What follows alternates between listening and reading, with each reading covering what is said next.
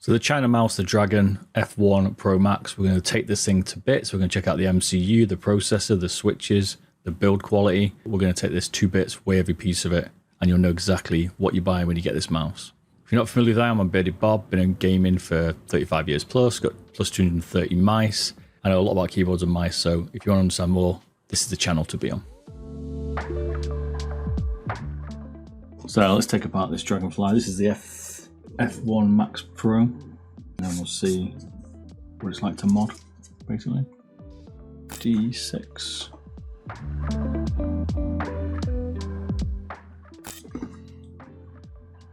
Do a USB port.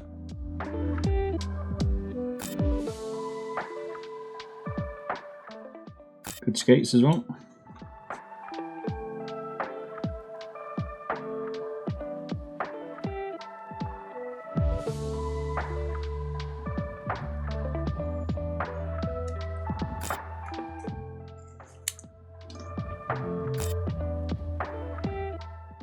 They are rounded as well.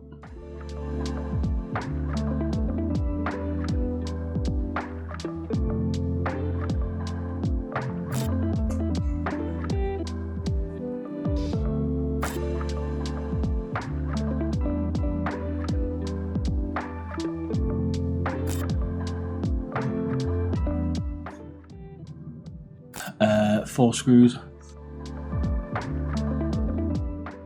These screws look a bit cheap.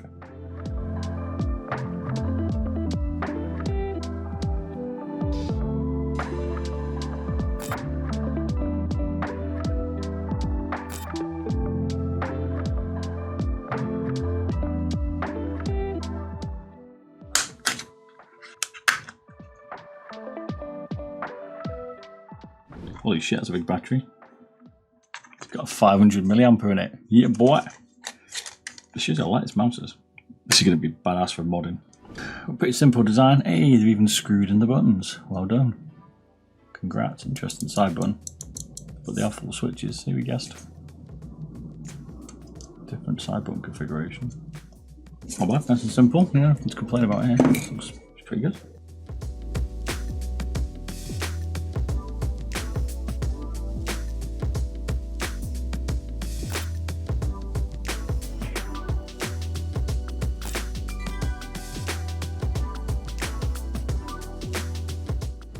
Side buttons need better. These better side buttons. These Rhino suck. So we'll definitely be changing them. I like how they've trimmed the PCB. See?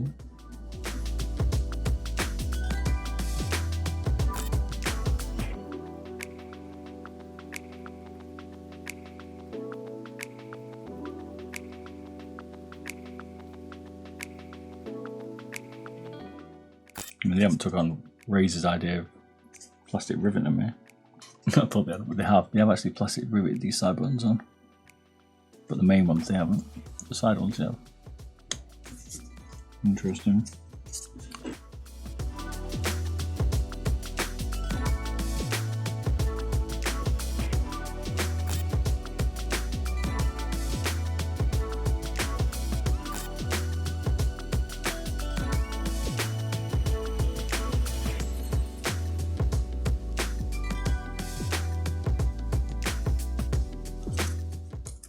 Very thin to keep the weight down. They've thinned out the buttons. I always said it creates a little bit of flex, I think, but they have put a long ridge on it to kind of support that, so maybe it'll work.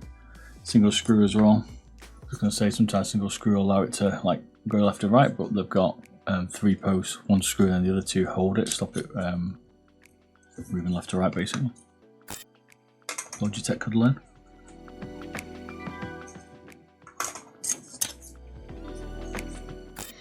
I'll put his Mylar pads on, but you see it's already coming off, look.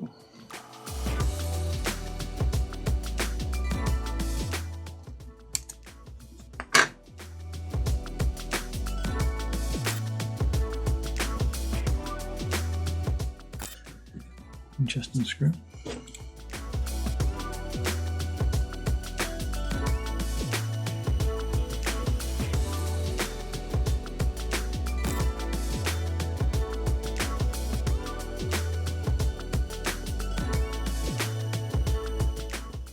Right, here we go, so it looks like the shell.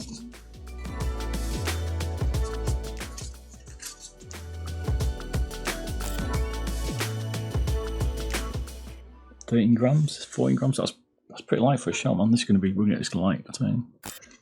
Here's the new Kale switches. I haven't seen these. Kale translucent. It's using a smaller JTS connector there.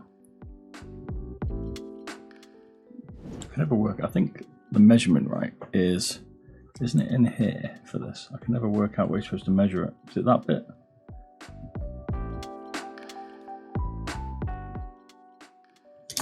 Right. It's not come off the cleanest, that's right.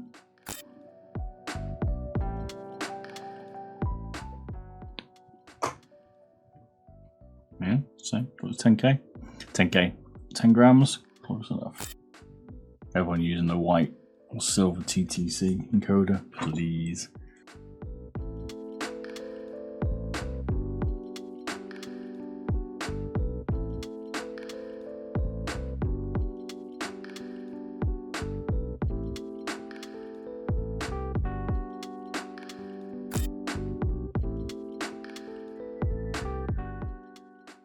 So there's 3 screws, but 2 of them were for the battery plate. This one.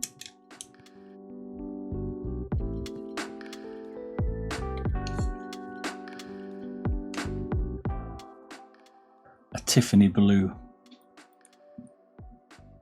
mouse button 3, which is unusual. There's a power button.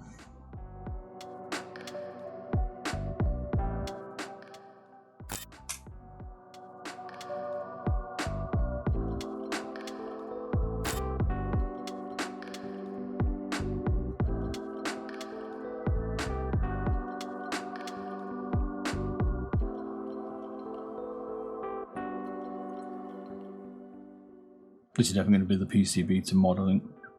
It's got the silver TTC encoder, but probably an 8mm maybe, or 9, or maybe not. Is it really a 12? So we've got the CPU, it's rocking a PAW3395 DMT6QU, and the MCU, it's not got the CompiX, it's running the N52840, nice. This is built with some premium stuff. I ain't cheaped out on this one.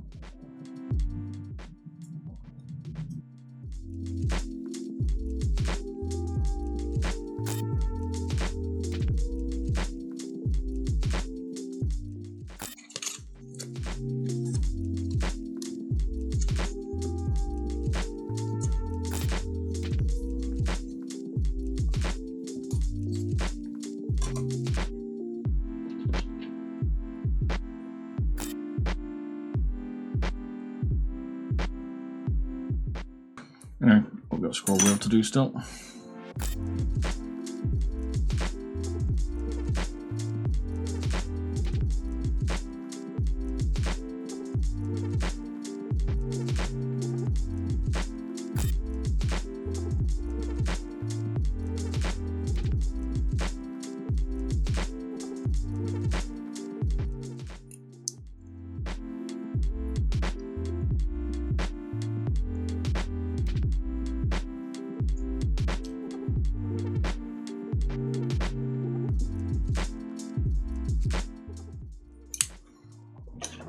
VGN taken to bits. I like it. I kind of like what they've done. I mean, what's to hate about it? There isn't much to hate about it. Side buttons could be slightly better in terms of like the configuration because they're plastic riveted on, but for good skates. Decent side grooves, decent scroll wheel, good components, good MCU, good sensor, Kale switches. Encoder could be different. I don't like that TTC silver particularly. It's rocking a 500mAh battery, which is massive.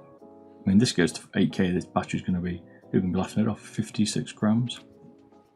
Nice shape, slightly more curved than the G Pro on the edges. What's not to like? Exceptionally good for the price, and a decent amount of screws. This is definitely worth picking up if you want a cheap budget one.